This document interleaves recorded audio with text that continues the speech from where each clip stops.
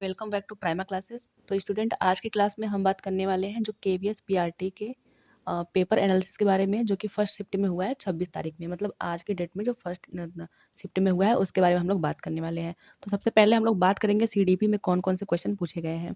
देखिए, कुछ क्वेश्चन आज के पेपर में डायरेक्ट पूछे गए हैं। जैसे पहला पूछा गया था एनईपी 2020 के अध्यक्ष कौन थे। तो मैंने आज सुबह ही वीडियो डाला हुआ था, जिन बच्चों ने देखा होगा वो तो इसका करेक्ट आंसर करके आए होंगे। तो जो एनईपी के जो अध्यक्ष हैं वो हैं कस्तूरी रंगन, समिति की अध्यक्षता में हुआ था, तो उसके अध्यक्ष हो गए कस्तूरी रंगन। दूसरा हमारा एनसीएफ 2005 से कोई क्वेश्चन पूछा गया था। तीसरा हमारा क्वेश्चन था आरपीडब्ल्यूडी एक्ट से, जो कि विकलांगता संबंधित एक्ट है, उससे क्वेश्चन पूछा गया था। एक क्वेश्चन था छात्र और शिक्षक का अनुपात। देखिए, अगर छात्र और शिक्षक का अनुपात प्राइमरी में पूछा होगा तो वो हम जानते हैं 30:1 होता है। 30 जो स्टूडेंट होते हैं उस पर एक टीचर रहना जरूरी है। और अगर हम लोग उच्च प्राइमरी की बात करें तो 35 पे बोलते हैं एक। तो ये हमारा हो गया। और वहीं अगर हम लोग बोलते हैं जब 200 से अधिक बच्चे होते हैं तो वहाँ 40:1 का बन जाता है। आप लोग इसको भी याद रखिएगा क्योंकि हो सकता है पूछ ले। तो प्राइमरी पे 30 और 1 का होता है, और अपर प्राइमरी पे होता है 35 और 1 का, और जब 200 से अधिक बच्चे होते हैं तो हो जाता है 40 और 1 का। देखिए, एक क्वेश्चन किशोरावस्था से पूछा गया है। किशोरावस्था से हर शिफ्ट में क्वेश्चन पूछे जा रहे हैं, तो आप लोग उसको भी याद कर लीजिएगा। अगला पूछा था टीएलएम से। हो सकता है इसका टीएलएम का फुल फॉर्म पूछा हो या फिर कोई और क्वेश्चन पूछ सकता है। तो हम लोगों ने एक टीएलएम एक फुल फॉर्म वाला हम लोगों ने वीडियो बनाया हुआ है, उसमें आपको टीएलएम का फुल फॉर्म मिल जाएगा, टीचिंग लर्निंग मटेरियल। अगला हमारा एक क्वेश्चन एफएलएन से पूछा गया है। अगर एफएलएन का जो फुल फॉर्म पूछा गया होगा तो वो होगा फाउंडेशनल लिटरेसी एंड न्यूमरेसी। और अगर इसको प्राप्त करने का जो लक्ष्य है अगर वो पूछा गया होगा तो वो आपका हो जाएगा 2025 से लेकर 2026 तक। अगला आपका है निपुण। देखिए, निपुण से भी एक क्वेश्चन पूछा गया था, हो सकता है इसका फुल फॉर्म पूछा हो या फिर कोई और भी क्वेश्चन से पूछ सकता है। एक क्वेश्चन पूछा गया था एडीएचडी। देखिए, एडीएचडी जो है उसको हम लोग बोलते हैं attention deficit hyper active disorder. तो ये क्यों होता है, ये एडोलसेंस में होता है, तो इसका फुल फॉर्म पूछा गया था। अगला क्वेश्चन आपका था दीक्षा ऐप से। तो देखिए, जो दीक्षा ऐप है वो टीचरों की ट्रेनिंग के लिए है। जितने भी गवर्नमेंट टीचर होते हैं, अगर आपके भी घर में कोई गवर्नमेंट टीचर होंगे तो आप पूछेगा तो जो उनकी ट्रेनिंग होती है वो दीक्षा ऐप पे होती है। एक क्वेश्चन था सार्थक से, सार्थक ऐप्स के बारे में पूछा था। देखिए, बात करते हैं रीजनिंग की। तो रीजनिंग में जो है सीटिंग अरेंजमेंट हो गया, वैन डायग्राम हो गया, कैलेंडर हो गया और मिसिंग नंबर हो गया। ये सभी टॉपिक बार बार पूछे जा रहे हैं, तो मैं अभी आपसे बार बार कह रही हूँ कि इधर उधर भटकने से कोई मतलब नहीं है।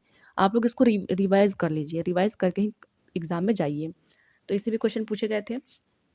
अगला हमारा क्वेश्चन है मैथ से, जो है यूनिट कन्वर्जन। देखिए, यूनिट कन्वर्जन से भी क्वेश्चन पूछा गया था। जैसे मान लीजिए कोई दे दिया था लीटर में, हो सकता है उसको किसी और में बनाना हो, या फिर मीटर में दे दिया होगा तो उसको सेंटीमीटर में, या फिर यही है किलोमीटर में, किसी चीज़ में बनाने के लिए पूछा गया था। तो आप लोग यूनिट कन्वर्जन सीख लेंगे कैसे उसको कन्वर्ट करते हैं। एक क्वेश्चन था क्यूब से। तो घन, घनाभ, आयतन, इन सबसे क्वेश्चन बार बार पूछे जा रहे हैं। एक क्वेश्चन आपका था 5 अंकों की सबसे बड़ी संख्या, और उसमें से क्या करना था कि जो 5 से विभाज्य हो। तो हम लोग सबसे पहले 5 अंकों की सबसे बड़ी संख्या लिखेंगे, तो 9 बार 5 लिख देंगे, फिर 5 से उसको भाग देंगे, फिर जो भी हमारा शेष आएगा उसको जो मेन संख्या रहेगी उसमें से घटा देंगे, तो हमारा आंसर आ जाएगा। और देखिए, क्वेश्चन मेंसुरेशन से पूछे गए हैं, तो आप लोग मेंसुरेशन को पढ़ के जाइए। एक क्वेश्चन शायद एक या फिर 2 क्वेश्चन प्रॉफिट एंड लॉस से पूछा गया था, तो आप लोग उसको भी देख लेंगे।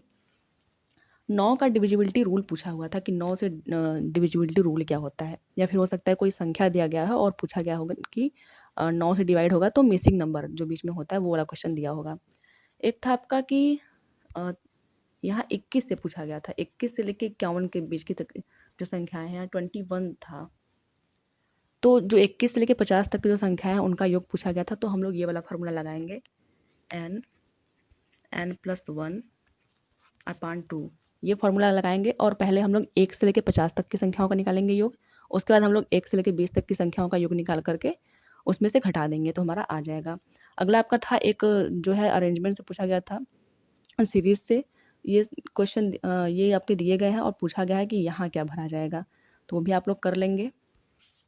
देखिए, ये सब जो क्वेश्चन होते हैं ना, जब तक ऑप्शन नहीं मिलेंगे हम लोग इनको नहीं कर सकते हैं। अब ऑप्शन में पता नहीं क्या दिया था, किस हिसाब से बनाया था, जोड़ा था, घटाया था, तो वो पता नहीं चल पाता है। तो ऑप्शन रहेगा तभी ये बनेगा। और देखिए, एक पूछा था सिमेट्री ऑफ इक्विलेटरल ट्रायंगल के बारे में पूछा गया था कि उसमें सिमेट्री कितनी होगी। अगला क्वेश्चन था आपका फ्रैक्शन से। फ्रैक्शन भी कैसा पूछा गया था कि आपको जैसे कुछ संख्याएं दे दी गई थी फ्रैक्शन के फॉर्म में, और पूछा था कि इनको असेंडिंग या फिर डिसेंडिंग आर्डर में लगाने के लिए पूछा गया था। तो आप लोग उसको भी देख लेंगे। जैसे मान लीजिए 4/3 है, 3/5 है और 2/5 है। तो इसको पूछ दिया होगा ऐसे ही हिंदी के क्वेश्चन में कि इसको असेंडिंग और डिसेंडिंग ऑर्डर में लगाइए। तो आप लोग को कुछ नहीं करना है, बस सबके आगे 0 0 लगा दोगे आप लोग और फिर इसको सॉल्व कर दोगे। और जो भी सॉल्व करोगे तो आप लोग 0 पॉइंट करके लिखना, तो आप जो भी रहेगा बड़ा वो आपको मिल जाएगा। आगे बात कर लेते हैं हम लोग।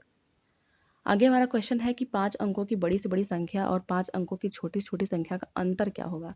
तो देखिए, जो सबसे बड़ी 5 अंकों की सबसे बड़ी संख्या होती है वो 9 बार हम लोग 5 लिख देंगे। फिर जो सबसे छोटी संख्या होगी वो 1 के पीछे 4 बार 0 लगा देंगे और फिर दोनों का अंतर निकाल लेंगे, हमारा आंसर निकल आएगा। आगे देख लेते हैं जो कंप्यूटर में पूछा गया है। देखिए, कंप्यूटर में रैम का फुल फॉर्म पूछा गया है, तो रैंडम एक्सेस मेमोरी रैम का और वैन पूछा गया है, वैन या फिर मैन कुछ भी पूछा गया था। तो इसका होता है वाइड एरिया नेटवर्क।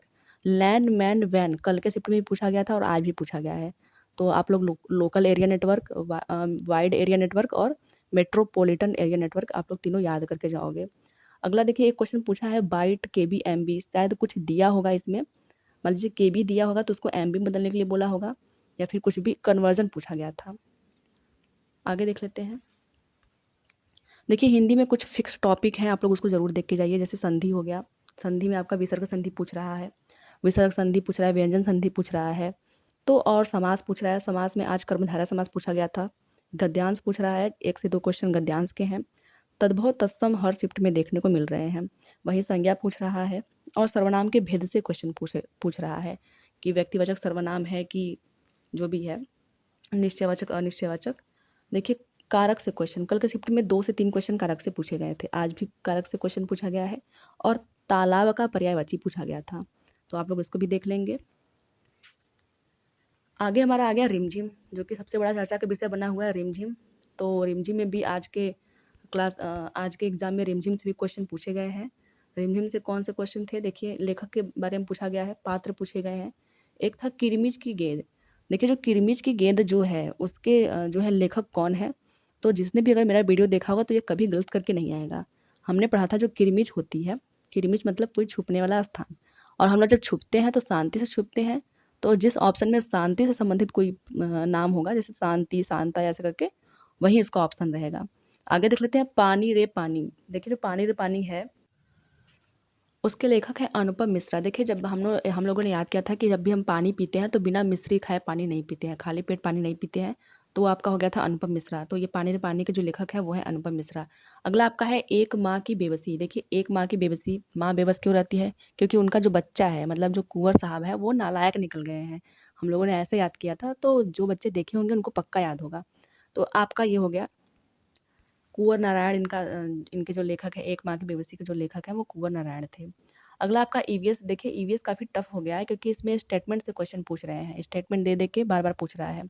तो पहला हमारा क्वेश्चन था कपास के लिए उपयुक्त मिट्टी कौन सी है। तो हम जानते हैं कपास के लिए काली मिट्टी उपयुक्त है, जिसको हम लोग बोलते हैं रेंगुर मृदा। तो जो भी ऑप्शन में होगा वो सही होगा। अगला था राजस्थान के घर। देखिए, राजस्थान के जो घर होते हैं वो मोटे जो है मिट्टी के बनाए जाते हैं, उनको हम लोग लीपते हैं ताकि कीड़े ना लगे। तो ये सब सारी चीज़ें होंगी। अगला क्वेश्चन आपका था कि सबसे अधिक प्रजनन दर वाला केंद्र शासित राज्य कौन सा है। तो जो पुदुचेरी है वो आपका सबसे अधिक प्रजनन दर वाला केंद्र शासित राज्य है, हम लोग याद रखेंगे पुदुचेरी।